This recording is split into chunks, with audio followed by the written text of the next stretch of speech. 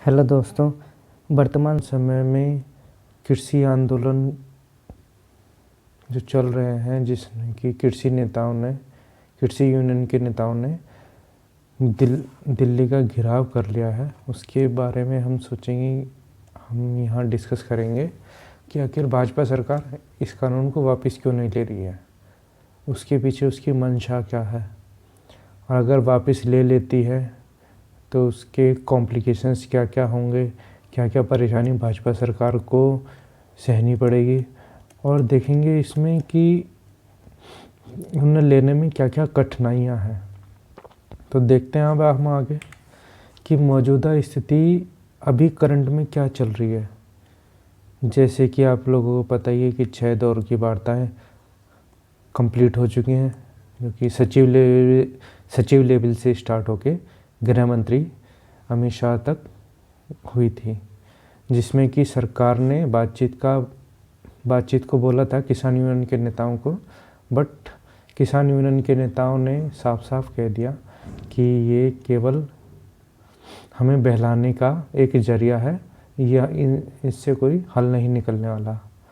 सरकार के रवैये में भी फ़र्क आया है, जो कि कठोर था और अब लचीला हो गया है, क्योंकि सरकार ने संशोधन का प्रस्ताव किसानों को भेजा हुआ है।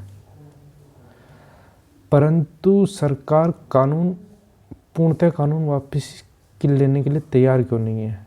इसके कुछ पक्ष हैं जो कि हम देखेंगे कि वापस लेने में उसे क्या क्या परेशानी है। सबसे पहली बात, बीजेपी के जो वरिष्ठ नेता हैं उन्होंने इस संबंध में इस तीनों कानूनों के फ़ायदे बताए हैं, जो कि किसानों के हित में जाते हुए दिखाई देते हैं, ऐसा बीजेपी नेताओं का कहना है।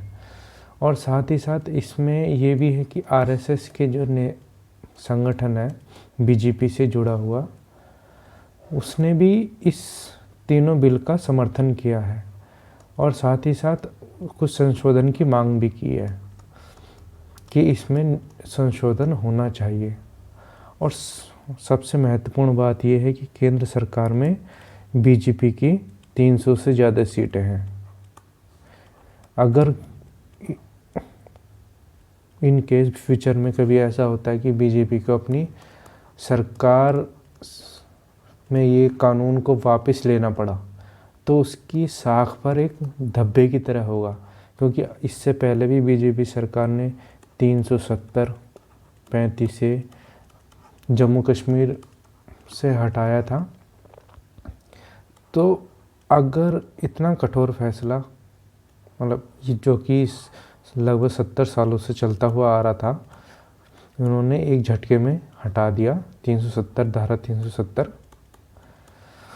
अगर इन कृषि कानूनों को वापस लेती है तो सरकार एक उसकी शाख पर भी दबा होगा कि बहुमत होने के बावजूद तब भी सरकार को ये नियम वापस लेने पड़े।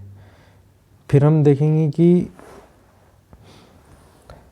और इसमें जो है एक पक्ष ये भी है कि यूपीए अर्थात कांग्रेस की जो सहयोगी पार्टी है और खुद कांग्रेस, इन्होंने इस बिल का पहले समर्थन करते हुए आ रहे थे। जैसे कि हाल फिलहाल में आपने देखा ही होगा कि रविशंकर प्रसाद की कॉन्फ्रेंस में आपने देखा ही होगा कि उन्होंने पिछले प्रेस इंटरव्यू के बारे में बताया है कि जो कांग्रेस के नेताओं ने तथा अन्य शरद पवार द्वारा लिखी गई चिट्ठी के बारे में बताया है कि उन्होंने इस बिल का समर्थन करते हुए दिखाई देते हैं। जिसमें अब हम ये देखेंगे कि इसका अंतर्राष्ट्रीय पहलू क्या होगा, क्योंकि भारत में एक एमएसपी व्यवस्था है। एमएसपी व्यवस्था के तहत एक मिनिमम सपोर्ट प्राइस किसानों को दिया जाता है, जिससे अनाज की कीमतें एक निश्चित हो जाती हैं, जो कि अंतर्राष्ट्रीय मार्केट से कहीं ज़्यादा है। अंतर्राष्ट्रीय मार्केट में जो भी कीमतें हैं वो काफ़ी ज़्यादा है। अंतर्राष्ट्रीय मार्केट में जो भी हैं, मार्केट में अनाजों की कीमतें अन्य देशों की तुलना में भारत की बहुत ज़्यादा है। इस वजह से भारत मोल भाव करने के स्थिति में नहीं रह पाता। और इसका एक और है कि इस चीज़ को हटाने के लिए भारत सरकार ने एमएसपी व्यवस्था को धीरे धीरे करके लगभग हटाने की कोशिश करते हुए आ रहे हैं और एमएसपी को कानून नहीं बनाना चाहते। और साथ ही साथ हम ये देखेंगे कि 2015 में एक समिति बनी थी, शांता कुमार समिति, जिसकी रिपोर्ट में कहा गया था कि केवल 6% लोग हैं जिन्हें एमएसपी का फ़ायदा हुआ है, अर्थात 94% लोगों को नहीं मिला है एमएसपी। जिससे ये स्पष्ट होता है कि एमएसपी व्यवस्था कामयाब नहीं है किसानों की आय को दुगनी करने में, क्योंकि बीजेपी गवर्नमेंट चाहती है कि 2022 तक किसानों की आय दुगनी करी जाए। तो इस दुगनी करने के लिए इन तीनों कानूनों का सहारा लेना चाहती है, ऐसा बीजेपी सरकार का मानना है। अब हम देखें कि इस आंदोलन का भविष्य क्या क्या हो सकता है, क्या क्या पॉसिबिलिटीज़ हो सकती हैं। सबसे पहले मध्य मार्ग, अर्थात कुछ किसान यूनियन के नेता झुके, कुछ बीजेपी सरकार के नेता झुके, अर्थात बीच बीच का अपना मार्ग देख लें कि कुछ कानून वापसी हो जाए, 3 में से 1, 2 या तीनों संशोधन के साथ। और दूसरा है कि सुप्रीम कोर्ट में याचिका दायर की जा चुकी है, तो सुप्रीम कोर्ट की सुनवाई के बाद देखना होगा कि ऊंट किस करवट बैठेगा, किसान यूनियन जीतेंगे या फिर सरकार का पक्ष भारी पड़ेगा। वैसे तो वर्तमान स्थिति को देखते हुए किसानों ने अपना धरना कंटिन्यू रखने के लिए कहा गया है कि किसान यूनियन तब तक नहीं हटेंगे जब तक कानून वापस नहीं ले जाती सरकार, अर्थात किसान अपनी बातों पर अड़े हुए हैं, तो तब तक कानून वापसी नहीं होगा।